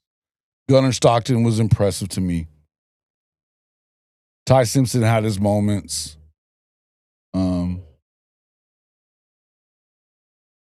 Oh boy, at Tennessee was pretty good, but he wasn't as good. Joey Aguilar, he wasn't as good when he got to playing the best teams. He wasn't good against Bama or Oklahoma. Now he had a really good game against Georgia early on in the year, but he made some mistakes there too. And I mean, Gunnar Stockton, I think outplayed him at the end. I think Gunnar Stockton's good though. I think he is good. Chambliss is the best quarterback in the SEC. They were the best team.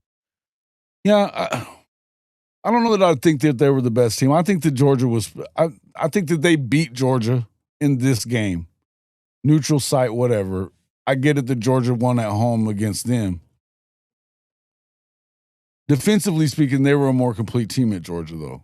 They lost the game, which happens, but I think that defensively speaking, I think Georgia. I could see Georgia beating in Indiana, right? like I said, I think Miami might. But I think that I would trust Georgia more to do it because of the way that they played defense the second half of the year. And I think Gunnar Stockton is not going to turn the football over much. I don't think that Carson Beck is a chump either. I think that maybe Miami does it. I think they have advantages in certain places. And if they can get the guy heated up, we'll see. But I don't know that I believe that Ole Miss was unequivocally the best team. Georgia still won the conference championship and, only had one loss. So it is what it is. Best offense for sure. Defensively, not even close. Correct. That's what I was getting at. Yeah, it's not even there. Which is why I think Golding will be out in 2 years. But I don't know, though. Their defense was really good the year before, and the offense didn't come through.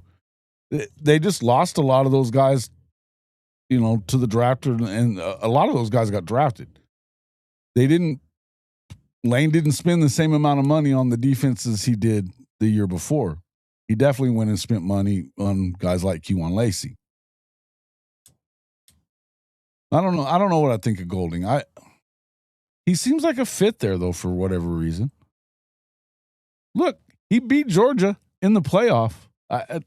You got to say that something for him. And I think with him as head coach, they're definitely going to get some defensive guys now.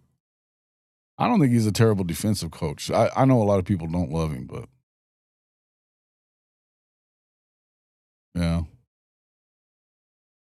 Don't blame him. I don't love the portal time. It's all wild, man. I love Pavia too. I was another one. You can't not be impressed with Diego Pavia. Shout out to Diego's mom. Oh, I saw the Monty show was on this morning, and Monty's kid was trashing Diego's mom. Like, about the way how she raised her kids, and I'm fuck out of here. Like, who are you? Monty and his kid are jackasses too, and you're going to talk shit about somebody else? And Diego's mom is freaking smoking. Come on. Rush 2, drop 8 with a spot. Yeah, I get it, man. I understand.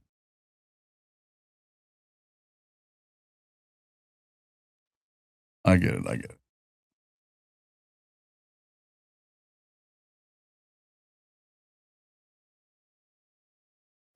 Oh, yeah. I forgot about that part. Maybe we're wrong.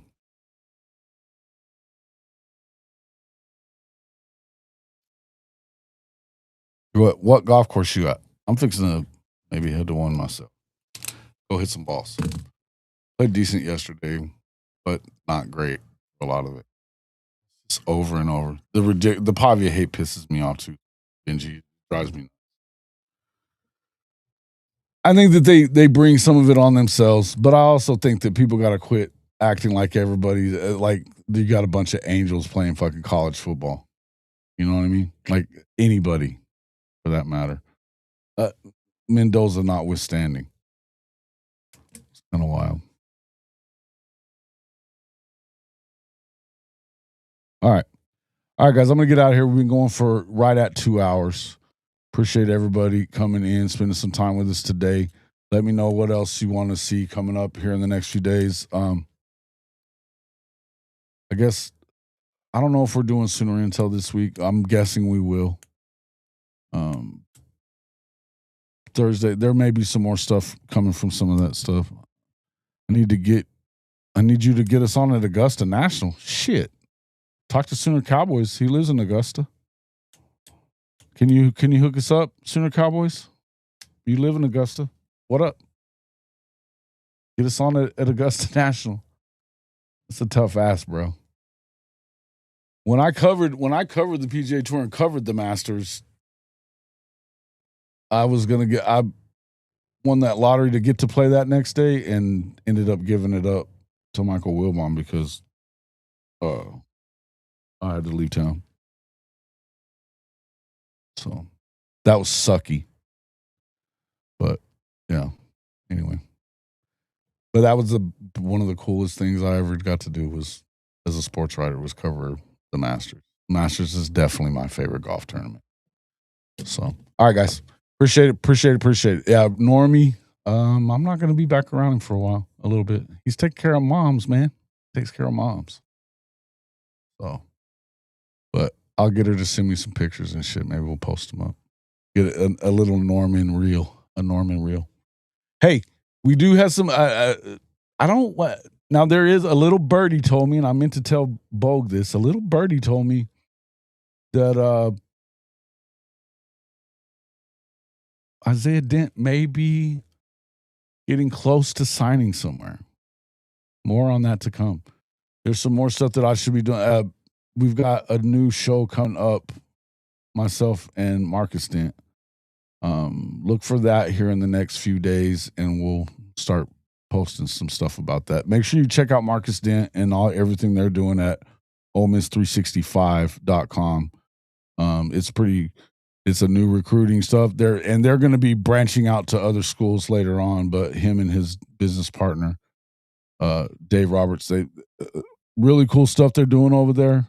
You know, they got a lot of cool podcasts and stuff like that as well. So, but I'm gonna be doing that SEC show with Marcus there. It should be coming up here in the next couple of days. Hey, there he is right there. Gridiron Insight. What up, my guy? Yeah. I heard, like I said, there's a little birdie told me that Isaiah may be close to signing with somebody. Dent is not going to Oklahoma State. No. Not if what the birdie told me was correct. No. Yeah. Fire Lake Golf Course? I'm in. Do you play over there, Brandon? Say when. I'll be there. Shawnee's not that far from where I'm at, right? Like around Mustang and Shawnee's not that far. Right? Not Okie State. Is it done? It's a done deal? Do I announce it? Can I tell them?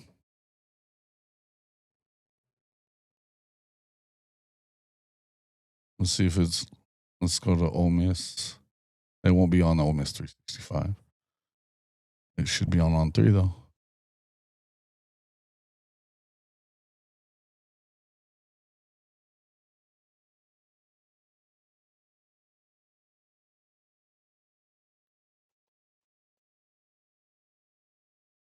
I'm not seeing it yet, but we'll see. Yep. Okay, cool. Isaiah signed with Mississippi State, Jeff Lebby, and, of course, our guy, Big Phil Loadholt at Mississippi State. So, Starkville, Mississippi, homecoming for Isaiah Dent. Looking to, be able to get out there and play right away. Excited for him and staying in the SEC. So, I mean, big move for them. Big move for them on their part. Excited for Leb too to get the help. I mean, you gotta keep that quarterback of his protected, and he's gonna do that. So, not Texas, Mississippi State, bruh. But Texas did get involved, I believe. Texas did get involved, or they were trying to get involved. We'll talk more about that. He'll be on. You gonna come on with me Wednesday, Marcus, on this show, the morning show? Yeah, well, yeah. That means that makes sense. They got a bunch of OU guys there. Including Big Phil. So, yeah, man, it's a good time for him. But we're gonna have Marcus on the morning show, and then him and I have the new show that we're going to be doing together. It's called the SEC Gauntlet. So look for that here in the next couple of days. We'll be announcing more about it and stuff like that. But Wednesday morning, right here, Rise and Shine College Football, me and Marcus Dent will be on here as well. Thanks, everybody, for coming in. Shout out to Big Bogue for coming on this morning as well. We'll get back into it more later. See you all on the next one.